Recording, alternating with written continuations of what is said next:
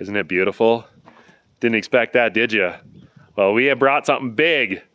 Big to go behind that big beast right there. Because it deserves it, and we need to put it through its paces. So we want to first show you the men behind this thing and how this all kind of came to be. This here is Dick. Dick, tell us a little about yourself. Dick Friesen, so I'm the founder of Pillar. So we go back, my experience in the industry goes back into the Flexicoil days, worked in research and development there. And so we've been at this, Pillar has been coming up on 21 years now. Wow, yeah. So started with the row unit, the double chute disc opener, and from there we went into the toolbars, went to 40 feet and then to 60 feet. Now here about 5 years ago, the StealthFlex that you see over here, the 71 footer, came along, but we were in desperate need of a cart. So the cart concept's been brewing for a long time, and just working with a few different people on it. And so some of the unique things about the cart is, first of all, the stainless steel. The stainless steel, and then talking to all the different farms over the years, you know, everybody's doing something different. And so it's a very modular system. So there will be a bunch of different options of tank sizes. And so you can kind of pick and choose your tank the way you want it, if whatever your needs are. Last fall, we did a video with Matt here. Matt. Ready. If you guys remember Matt and his brother Jesse, they're based out of Fargo, and they came out a number of years back and helped us rebuild our Flexicoil carts. And that was a fun job. Did you say that was a fun job? Yeah, you know, because I got to meet you. Yeah. That was fun, but the job wasn't so fun. The job was pretty brutal, actually. Yeah, we got her done, and we kind of, you know, fought it together. And Takes off. And well, anyways, these guys have been killing it in the air drill rebuild and parts department. And so Matt got a hold of us. First he called, he just wanted to talk about life and stuff. And, you know, and then he's like, hey, so anyways, there's a demo we can bring over from the gentleman at Pillar and see what you guys think about it. We'd like to be in your area. And Dick was along with that, right? So ready, if you don't know yet, we are all about renewing used equipment, just like we did on your old Case Flexicoil carts. And then we've not only gone into renewing, but now new. So ready, new, ready, renew. We offer them both because you know what? There is a profile or a customer profile or a farmer profile that isn't going to run the older stuff or renew the older stuff. They need bigger. Yeah. They need newer technology that maybe isn't provided on the smaller stuff, on the older stuff. So that's where that conversation happened with Pillar, because it was like, wow, I've heard of this company, I've seen it around, but I started to watch it more, and we started to talk. I was like, this could work. He needs a good representative. We got an appetite for more. We're really enjoying getting out there and spreading our wings.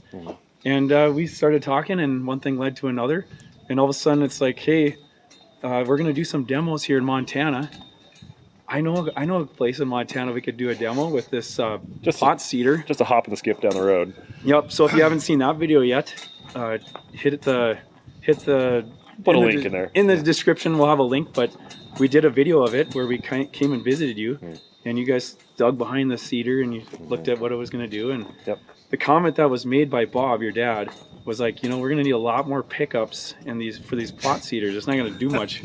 A plot seeder is, as you see in the video, it's like, what, 10, 15 feet wide or something? No, it's like 6 rows. Oh, 6 rows, yeah. Okay. Bob wasn't thinking that wasn't was a impressed. very good idea. So. I don't know. So a fifth wheel behind a pickup, it's not going to do enough here. So we started talking, well, what would happen if we got a big drill out here? I mean, you got the big bud. Yeah, so big drill, big bud. Kind of makes sense. Yep. Yeah, Very cool. A lot of cool partners came together for this collaboration. Everything from like us with the meters and Ramafa with the stainless conveyor meter housings. We got AirGuard on the blockage prevention system. We got an awesome blockage system on this thing from Jassy. And what else am I missing? Well, we're hoping for rain, so there's some really cool mud scrapers on these things. You're gonna need those. Devlu mud scrapers. Absolutely. So we're kind of banking on. We'll find mud. Yeah. Pray for rain. Pray for rain. And then Agri Stainless is in there too with some of their new hose that they have. Where we the air pack on the SF71. There's the way it folds up. We needed a special kind of hose, and hey, I got what you need. Yeah, So, it's pretty cool. We'll see Yeah, that soon. it's- I'll show you guys. What Pretty about neat. those big tires too? oh they're- yeah, look at those. Then there's those things. They're kind of cute. That had to So go on matching. there with the big bud. Yep. Wow, we just couldn't not. Yes. So these are, the LSW 1400s from Titan Tire, as well as Old Rim and Tire. Put the rim together, painted it black to match the paint job. It looks fantastic. You guys got to see the inside of the thing. We'll go over there real soon, but it's cool. So, yes, made sense.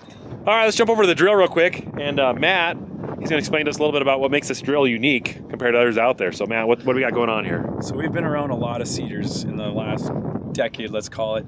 Hundreds, if not thousands of seeders that we've rebuilt, done parts for. And something that really drew me to this, I'm going to highlight them for you, is the lack of maintenance. We have built our business off of maintaining equipment. If you've got another color drill that will be named or remain unnamed, you may do a lot more maintenance than you want to. Well, the pillar drill, even though it's a disc drill, is not that much maintenance, and here's why. On the main pin up here, which allows this main shank to pivot, that's the pivot. That's the only pivot from here all the way back to your depth control and your packer.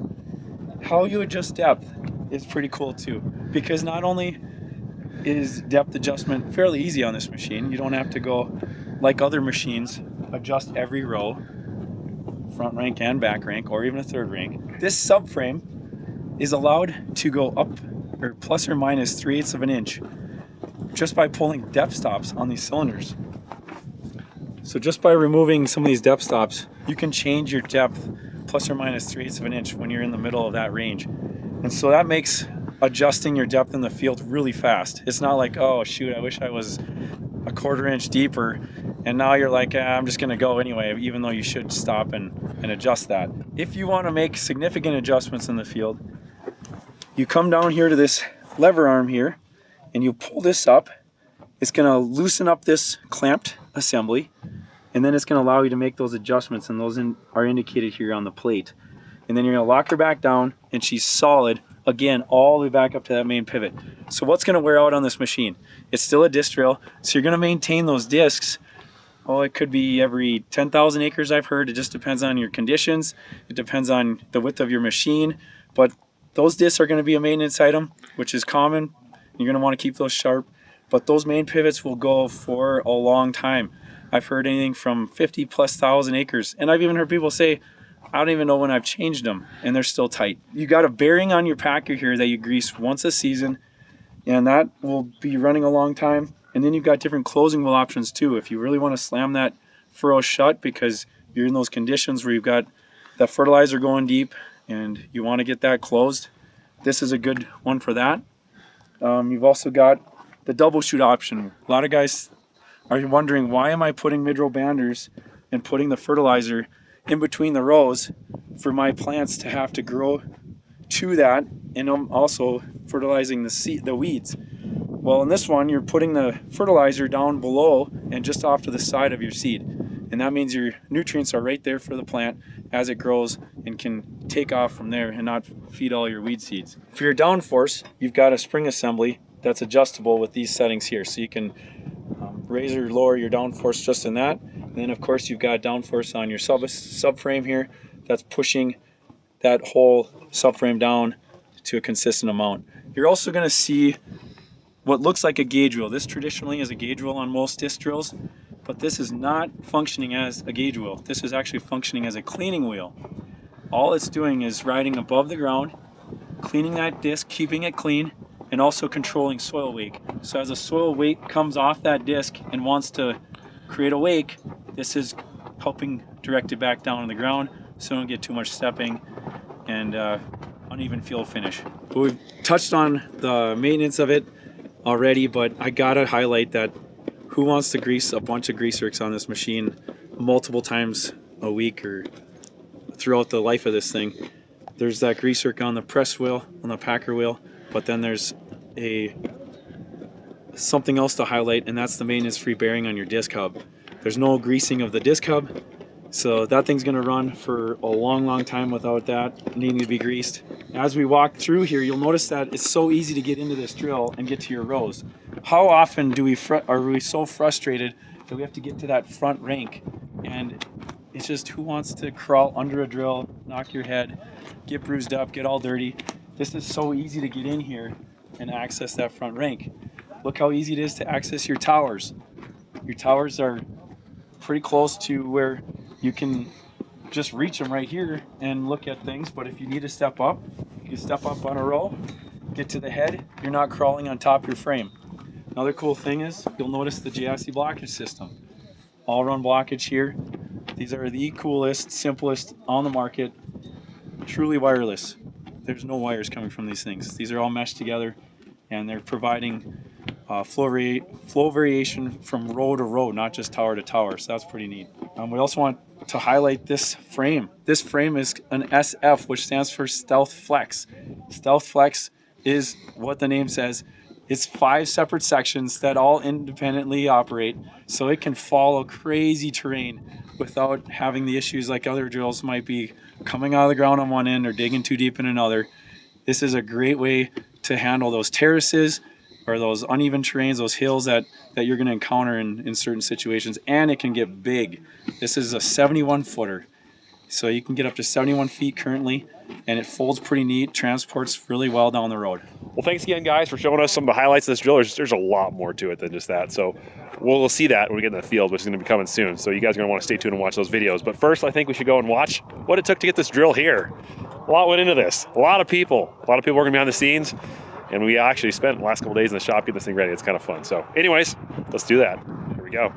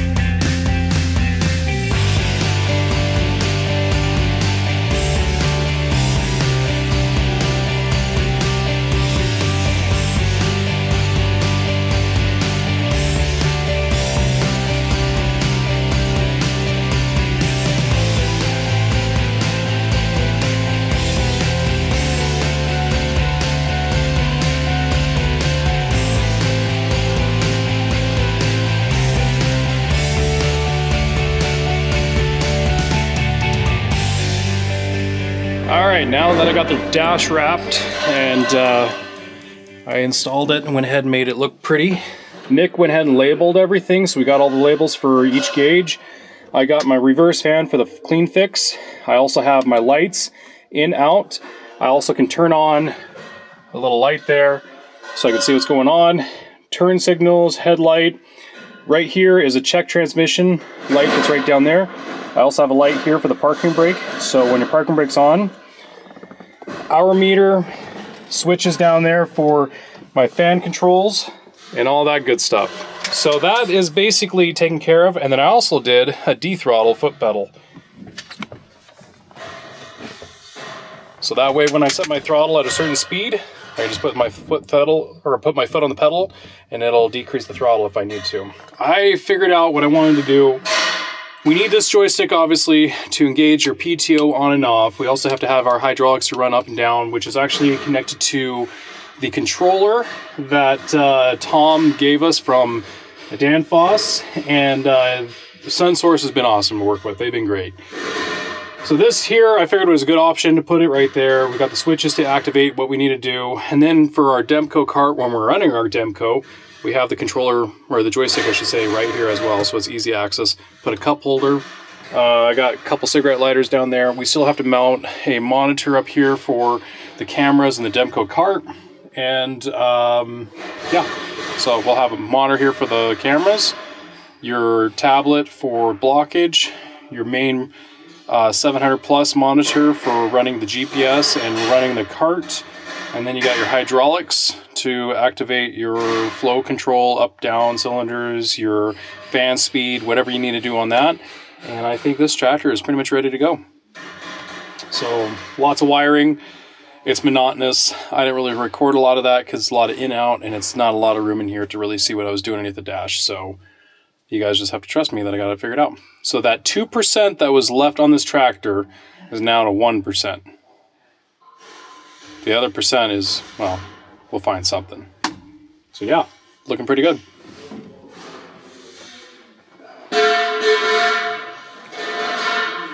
I'm excited to get this thing in the field and go seed. So is Nick and Dad, and you guys too. You guys are excited. But most of all, I just wanted to say I appreciate what you guys have done for us, all of you watching our progress, making this happen. You guys are all awesome, so thank you.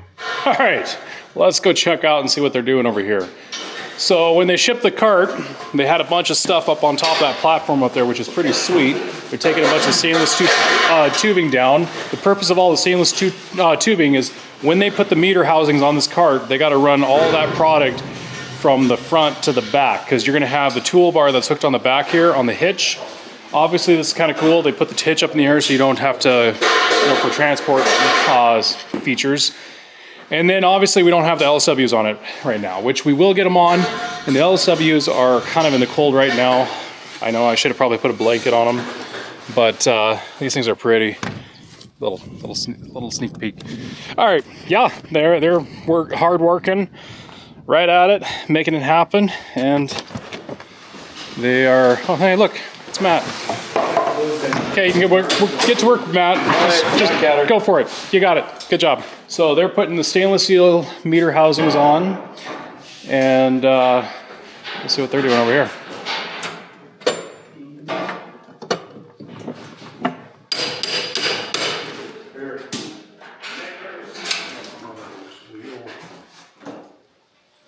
You can set them right on the grab. Oh. This thing's gonna make the bud look tiny. Yeah, this thing's pretty big. 800 bushels. I'm sure we can fit 900 on it. I'll pack the corners, I'll stomp them in. I'll get one of those concrete vibrators and vibrate the product really nice and tight, and we'll get 900. I just know it. 900 bushels. A little brisk still, but it is going to warm up. When they showed up yesterday, it was cold. Today's a little nicer. So we'll get the 7140 started up here, get it warmed up. We're going to use this tractor to wing this thing out. We still have some more pieces to add on it. We're learning how that's all going to go, but we'll see if the 7140 has hydraulics to make it happen. That'd be good. And then we'll get that thing washed, cleaned up, and ready. So when the cart's done, we can get them mated up. That's going to be awesome.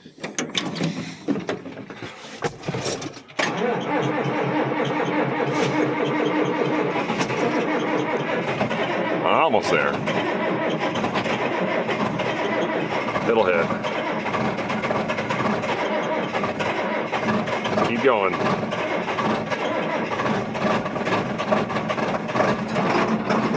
There we go. They're impressed.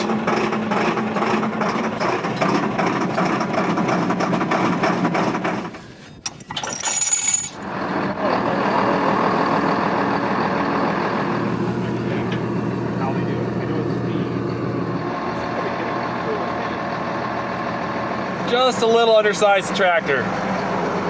Just a little bit. I can feel that back there. It's okay. Old Magnum can. It can do it.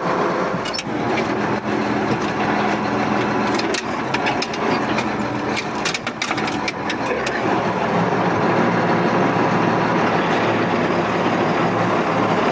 So inside the shop, managed to barely fit the tractor in here with the massive, what is it, the MS800L, is that right? MS800L, yeah, MS800L cart from Pillar.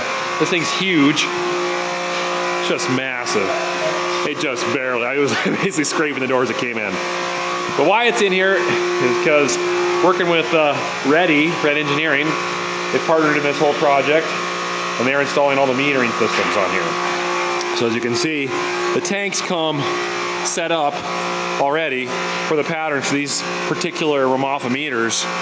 And so Reddy specializes in retrofitting and rebuilding and equipping air drills, and this is a real treat for them because I don't think they've done one of these yet. I don't think they have yet, maybe they can correct me on that.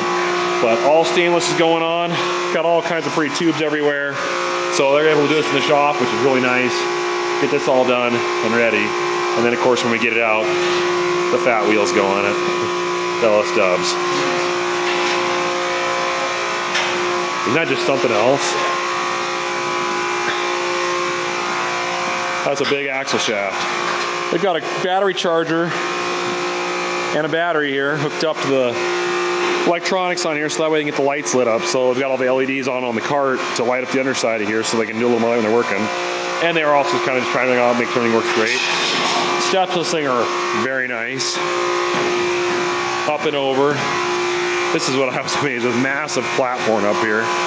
Whether you want to put seed bags, whatever it may be. Obviously you've got your oil seed tank here for your canola, mustard, whatever it may be. And then just the monster tanks back there. She's quite a cart. I haven't ever been around some of these monster carts on air drill setups. I think the biggest I've really climbed around on is a 715 bushel. But this definitely is big, and they've got a lot of room to go even bigger with this thing if they wanted to. It's pretty awesome. So, but 800 for a tow between, that's a big cart. There's gonna be a lot of weight on this drawbar, which is a good thing for getting traction with that axle. But did I build that strong enough to hold all that? I don't know. We'll find out soon enough. They did say though, the reason the axle so far back is the SF7112 drill puts 6,000 pounds of weight on the back of the cart, tipping this up. It doesn't tip it up, but you know, forces taking some of the weight off. Because I think right now this could have 12,000 pounds on this axle right now or something. So it'll take some of that off, then equalize it. And then of course when your cart's full, they figured out the weight displacement between the tanks to make that work right. So. Well, that's not as bad as I thought.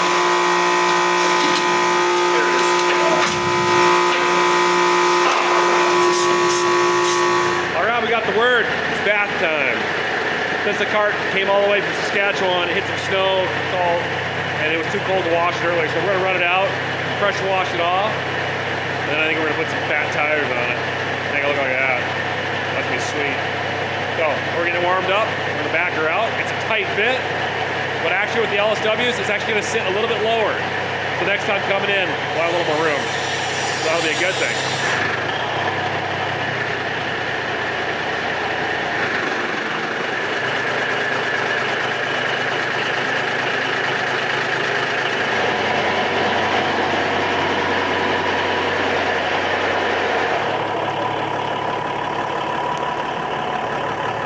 So while they're washing it off, we decided easiest thing to do, if it can lift it, and it should, but it might be a little heavy. We'll try it. Bring the old loader in here. We're gonna go into the back side of the frame, and I'm just gonna lift up just enough. We can throw some blocks under, set it back down on the blocks, and then we can pull that dolly axle out that was used for trailering it. And then the fat tires go on. LS Dubs 1400s. And real quick, because there will be some comments, the tread is not on backwards.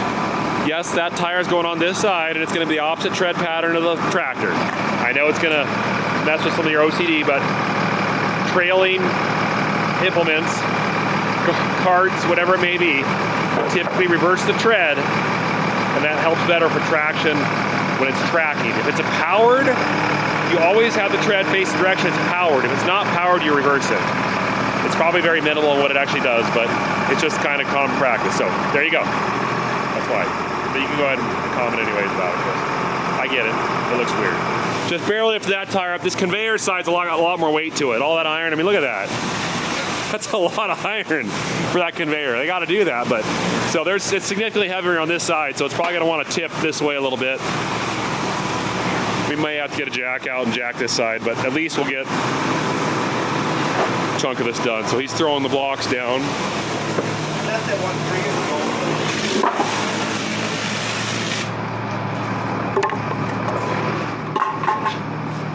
I almost can get one on this side. Yeah, I think we better just, then we can roll the axle right out. Just do a little bit at a time.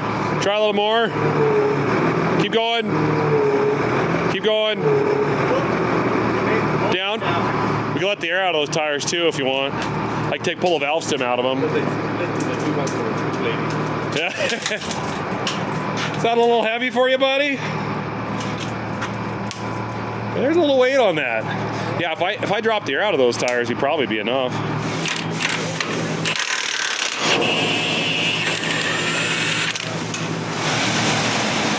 Gotta make it clean. Nice and clean.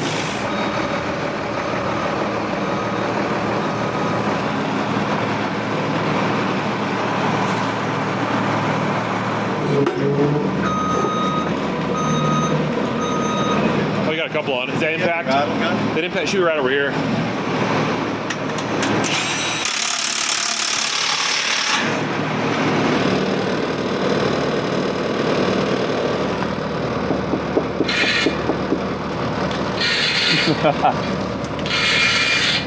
I think I just got rejected.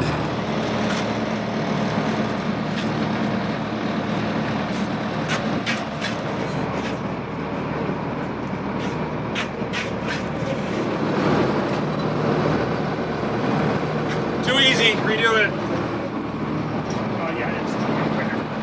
They look too good. Perfect fit. Perfect look. All right, so we're just lifting the corners up to get the blocks out. Just now set all the weight on the 1400s. So we are done with the loader. Dropping the hitch down.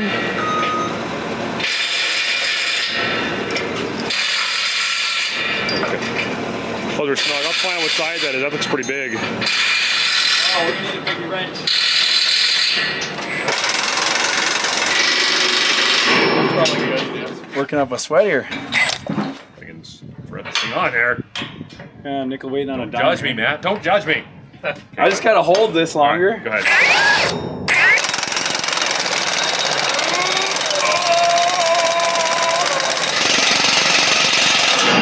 You'll strip those threads right off. We could do the other side too. I was waiting for him to tell me to stop. Hey, Matt, you can stop now. Yeah, you're good. No, it was bending the metal flange in to suck it tight. Okay.